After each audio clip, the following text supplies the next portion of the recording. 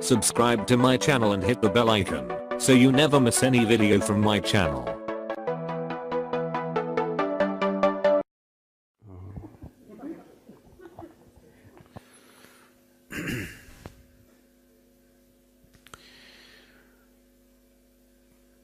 When people come to the ashram, when they come full-time or they come to do certain sadhanas, we don't tell them why. Only now in the last few years we started talking about it, otherwise all these years we never spoke about it. Somebody comes, I always give them a copper ring to wear. They cannot remove it, it must always be there on their finger, on their left hand, ring finger. Why this is when they do very intense sadhanas, you know what's a samadhi? Samadhi means sama and di. Sama means equanimous, di means buddhi, equanimous state of intellect. When intellect becomes equanimous, there is no duality. When there is no duality, when you don't know which is me and which is you, now your life energies do not know where to be, so they may go anywhere. So the point of contact with the body becomes less and less.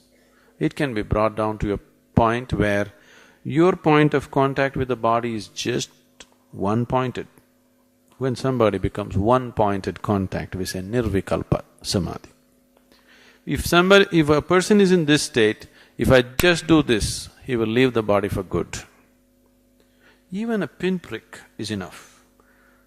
Just prick him with the pin, he will leave the body. He will be in such a fragile state. His contact with the body is so minimal, he is elsewhere already. But just one point contact with the body, this is known as samadhi.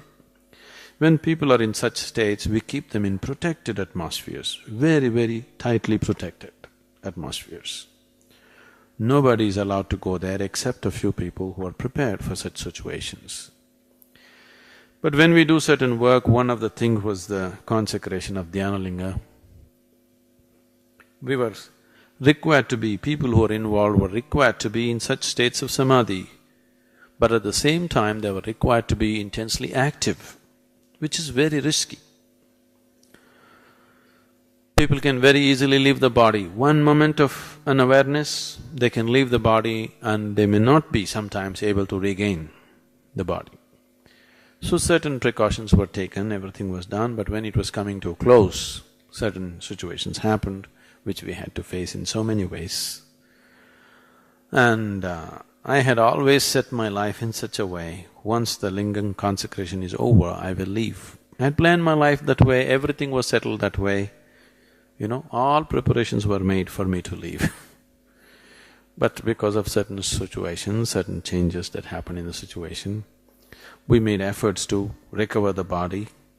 In the process of consecrating the lingam, I used my body and my energy so blatantly. Those who have seen me before, or if you see my pictures, you will see in just about 8 to 9 months, I aged almost 25 to 30 years. You will see my pictures. In 8 months' time, I have aged almost 25-30 years. Because we used the system so blatantly. Because I never planned to live beyond that, I had my body completely ruined by the time I finished the consecration. You should see my medical reports, my blood work and other CAT scans and other things. Every day doctors were, diagnosing me with some bizarre disease which is no way to recover or something like that. I have not been through any treatment. In the last 4 years, we have been working on the system. Today it's much better. Accordingly, my activity is increasing.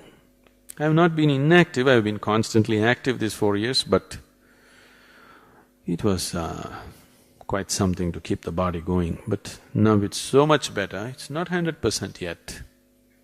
It's still on some kind of support system, but it is so much better, it's recovered.